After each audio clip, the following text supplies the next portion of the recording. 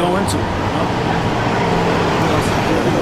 This is all he said. Oh, and that's how you decipher who's Israel, man. That's how you decipher really who's an Israelite. When you try the spirits and you start telling whoever you might be dealing with, you gotta tell them that, look, there's a dietary law, all right? Things that you can eat, things that you can't eat. And whether that person accepts and abides in that, really, that's the testing of that faith too, all right? That manifests whether or not an Israelite, all right?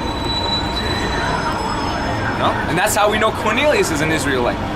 Because who was given the law? All right?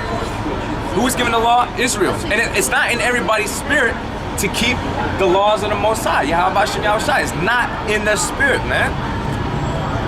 All right? It's not built in Esau's spirit to do righteous things. All right? Or to rehearse the laws of the Most High. That's why when he came to the Americas, he had the scriptures with him, but yet he went as far as to establish his own bullshit rules and regulations of what you can and cannot do, what's right and what's wrong. In his own sight, not based upon what the Most High had already set up. All right? Prime example, the Most High completely condemns homosexuality and lesbians. Esau turns around and justifies it and says, well, if you're a homo, you should be happy about it. All right? Like I said, hence why they mingled that word gay, which really just means happy. But then when you hear the word gay, you automatically associate it with homosexuality, because that's Esau deceiving you. Oh well, if you're a homosexual, you should be gay or you should be happy about it. That's something to be proud of. Well, it's not something to be proud of. That's something that's supposed to be that basically mark you for death. Immediate death too, not well I'll think about it, or yeah, well as long as it's not around me I don't mind it. No, put that motherfucker to death, man, because that's confusion. And as you can see, that's what Babylon is built on, hence Mystery Babylon. Women over the man, homosexuality, it's out of control. I just wanted to say this, if you're following these laws, all right, that the so-called white man set up, then you're breaking the Most High's laws, because these laws in this kingdom, all right, are completely against the Most High's laws. All right, and that's why the scripture says we ought to obey God rather than men. So if you're saying that to be a good person you have to follow these laws, that's bullshit, all right? You're not a good person if you're following the so-called white man's laws, because we're supposed to be putting homosexuals to death, all right? And according to the fucking so-called white man, you're not allowed to talk down to a homosexual. All right? We're supposed to be putting them to death. If you're saying you don't mind it, you're going against what the Most High set up.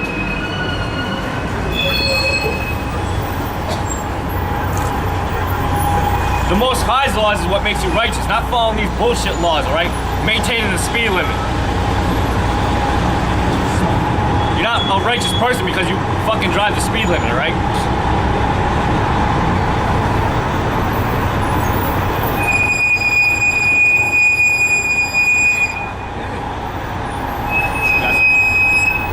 I had something. This scripture is about basically having tenacity and serving the Lord despite what you may go through. This is Acts 13, it's like 14 verse 19. And there came thither certain Jews from Antioch and Iconium who persuaded the people, having stoned Paul, basically they stoned Paul, basically killed him, drew him out of the city, supposing he had been dead.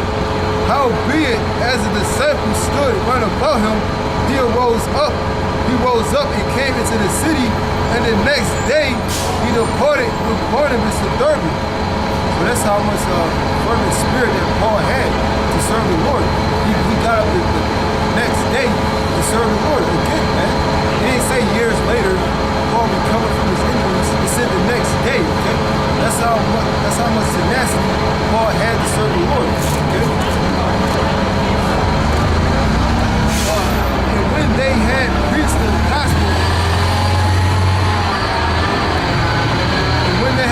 the gospel, that city, and had taught many, they returned again to Lastra and to Iconium and to Antioch, confirming the souls of the disciples and exhorting them to continue in the faith, and that we must through much tribulation to enter the kingdom of the Most High.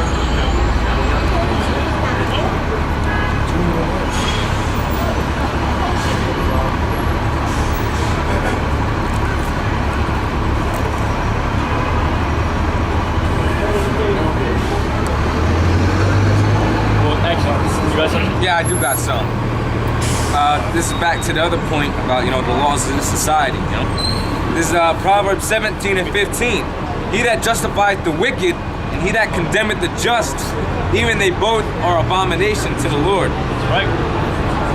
So you can't be trusting in these laws and trusting the Most High, right?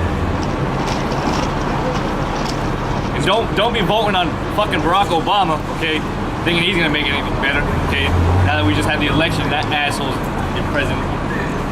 He ain't changing nothing, all right? Exactly. He's changing for the destruction of America. He's allowing it to happen.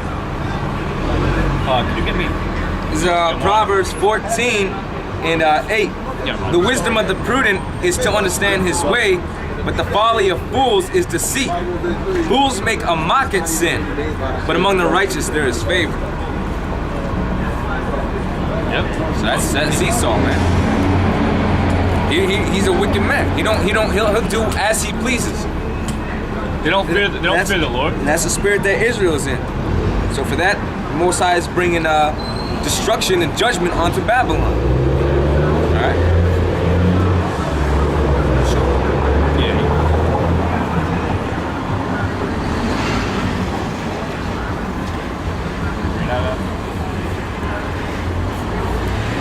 Acts 10 verse 35. I saw that thing before. Then Peter opened his mouth and said, of a truth, I perceive the Most High is no respecter of persons, but in every nation, he that feareth him and worketh righteousness is accepted with him. Right, he ain't a respecter of persons. Don't matter who you are, whether you're high up in whether you're king or not, all right? He ain't gonna have favor on you, okay? If you're doing wrong, you're gonna receive judgment, all right? If you're doing right, you're gonna receive righteous judgment. The word which God sent unto the children of Israel, preaching peace by Yahushua, he is Lord of all. That's right. All of Israel. Well, everybody, but the Lord is here for Israel, right? He's our power.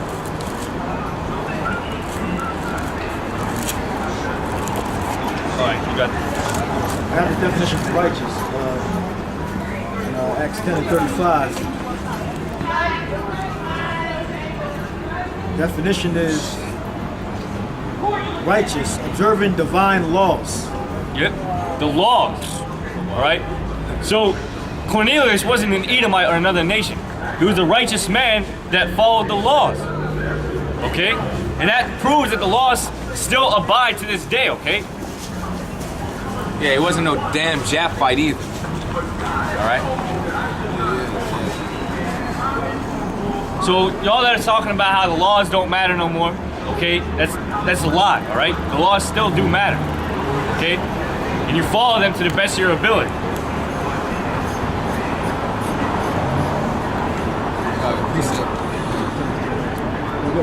It says, I'm gonna read verse 36 again. It said the word, because a lot of people use Acts 10 and 35 and saying that the Lord came for everybody. It said every nation. It says the word which God sent unto the children of Israel, preaching peace by Yahushua. And it said preaching peace, right? This is Psalms 125 verse 5. As for such as turn aside unto their crooked ways, the Lord shall lead them forth with the workers of iniquity, but peace shall be upon Israel. So that's plain, man. So destruction is for the other nations, peace is Israel. Precept. It's Proverbs 14 and 11. The house of the wicked shall be overthrown, but the tabernacle of the upright shall flourish. Right, that's Israel, all right? The elect of Israel. There ain't no upright so-called white people. Esau not going to keep the laws. It said that Cornelius kept the laws. Look at that.